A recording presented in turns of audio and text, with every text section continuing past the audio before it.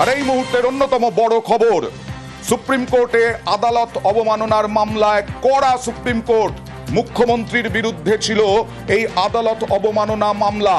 তাতে কি বললেন বিচারপতিরা, কথা বলবো প্রতিনিধি মৈত্রেয়ীর সঙ্গে।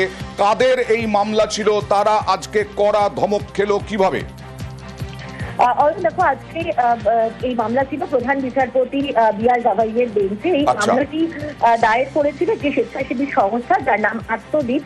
তাদের মূল বক্তব্য ছিল যে এসএসসি মামলায় চাকরি বাতিলের রায় বেরোনোর পর মুখ্যমন্ত্রী যে সাংবাদিক সম্মেলন করেছিলেন, সেখানে তার কিছু বক্তব্য তুলে ধরে তারা মনে করেছিলেন সেটা আদালত অবমাননার শামিল।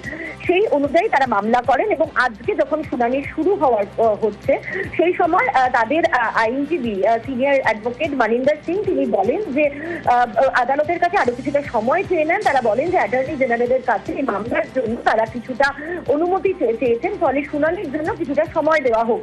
এরপরে কিন্তু প্রধান বিচারপতি বি.আর. গাভাই তিনি কড়া পর্যবেক্ষণ দেন এই স্বেচ্ছাসেবী সংস্থার বিরুদ্ধে। তিনি বলেন যে আমাদের এখনই এই মামলা খারিজ করে দেওয়া উচিত নয় কি?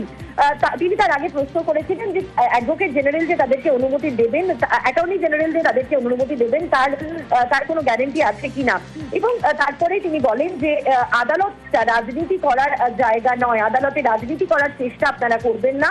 রাজনীতির লড়াইয়ের জন্য অন্য জায়গায় লড়ুন, অর্থাৎ রাজনীতির লড়াই অন্য জায়গায় লড়াইয়ের কথা বলেন এবং কড়া বার্তা দেন প্রধান বিচারপতি বি.আর. গাভাই এই স্বেচ্ছাসেবী সংস্থার আইনজীবী মানিন্দর সিংকে। এই মামলা আগামী 4 সপ্তাহের পর নথিভুক্ত হয়েছে ফের শুনানির জন্য। বেশ, এখনই মামলা খারিজ করা উচিত নয় কি? রাজনীতি করার জায়গা এই কোর্ট নয়, প্রধান বিচারপতির কড়া মন্তব্য। রাজনীতির জায়গায় লড়ুন, মন্তব্য প্রধান বিচারপতির। মুখ্যমন্ত্রীর বিরুদ্ধে আদালত অবমাননার মামলায় এভাবেই কড়া মন্তব্য প্রধান বিচারপতির।